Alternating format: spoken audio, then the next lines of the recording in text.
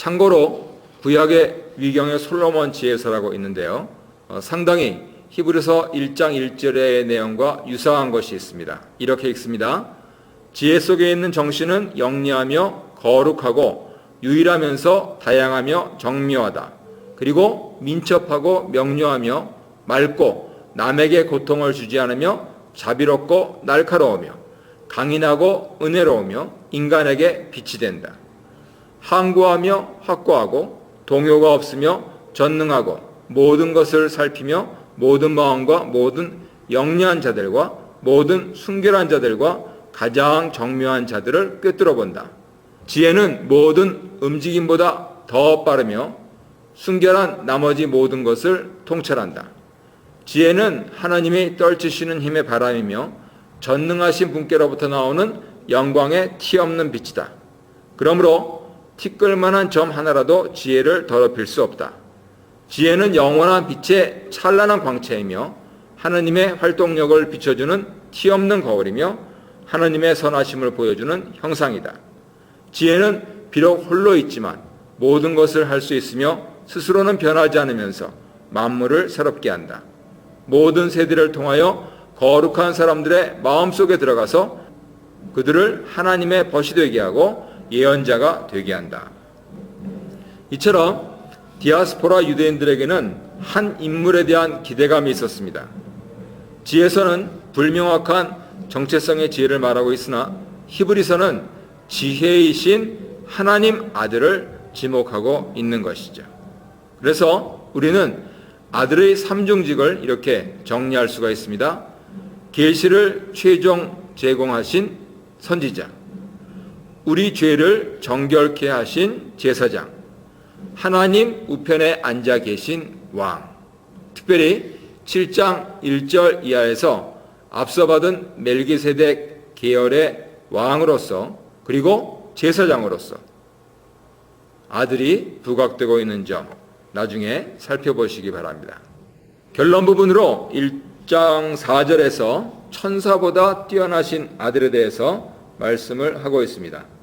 그는 천사들보다 훨씬 더 높게 되셨으니 천사들보다 더 빼어난 이름을 물려받으신 것입니다. 4절의 기능을 보면은요, 1절로 3절과 한 문장을 이루면서 뒤에 이어져 나오는 5절과 14절의 7개 연속 구약 인용구와 주제로 연결되어 있습니다. 그래서 1강에서 말씀드렸듯이 꼬리에 꼬리를 물게 하는 그러한 연결고리가 분명합니다.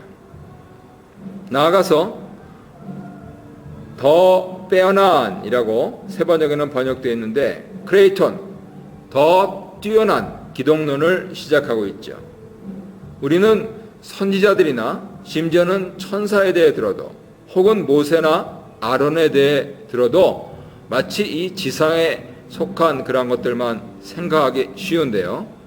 히브리서 독자들, 나아가서 히브리 전통에 있는 분들에게는 선지자들과 천사들, 심지어 모세, 아론은요, 천상의 존재입니다.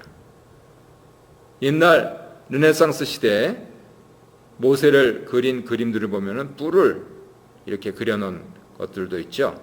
그것이 천상의 존재다 하는 것을 나타내고 있는 것입니다. 그러니 이 선지자들, 천사들, 모세, 아론보다 더 뛰어나다 하면 도대체 이 존재는 어떤 존재인가 하는 의문을 자연히 가질 수밖에 없는 것이죠. 이제 그 첫 대상으로 천사를 대두를 합니다. 연결고리로 쓰고 있으면서 천사에 대해서 말을 하는데 왜 천사와 비교를 할까 하는 부분들을 생각을 해보면 여러 가지 다양한 가능성을 추측할 수가 있습니다.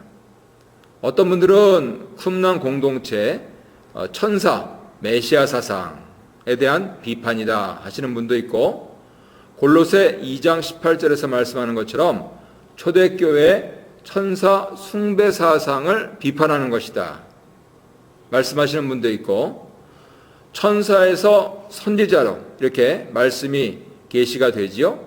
이 계시 매개체로서의 천사의 위치 때문에 천사를 말씀을 하고 있다 이렇게 합니다. 그런데 마치 천사에 대해서 부정적으로 생각하면서 비교하는 듯한 뉘앙스를 주기 때문에 히브리서 기자는 대단히 천사에 대해서 우호적이다 하는 사실을 꼭 기억을 해야 하는 것이죠. 그래서 무엇이 맞다 결론 짓기는 어렵습니다.